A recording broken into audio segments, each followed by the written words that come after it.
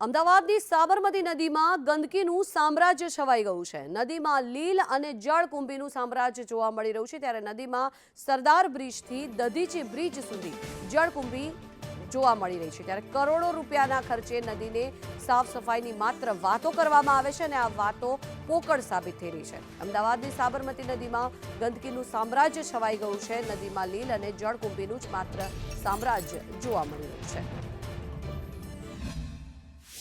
અમદાવાદની સાબરમતી નદી દિવસે ને દિવસે વધુ પ્રદૂષિત થઈ રહી છે અને ચોમાસાની શરૂઆતની સાથે જ આખી સાબરમતી નદી છે તેની અંદર જે જળકુંભીનું સામ્રાજ્ય છે તે જોવા મળી રહ્યું છે। કરોડો રૂપિયાના ખર્ચે જે સાબરમતી નદીની સફાઈ અને આ જળકુંભી હટાવવા માટેની જે કામગીરી કરી હોવાના દાવા અમદાવાદ મ્યુનિસિપલ કોર્પોરેશન કરતું હોય છે, પરંતુ આ તમામ દાવા પણ પોકાર સાબિત થાય છે, કારણ કે જોઈ શકાય છે કે એક નજરે જોતા કોઈ લીલુંછમ ખેતર અથવા તો કોઈ જે ક્રિકેટ સ્ટેડિયમ હોય તે પ્રકારની અહીંયા જે આખું દ્રશ્યો છે તે જોવા મળે છે, પરંતુ આ તો નથી કોઈ ક્રિકેટ સ્ટેડિયમ કે નથી કોઈ લીલુંછમ ખેતર, પરંતુ આ અમદાવાદની સાબરમતી નદી છે।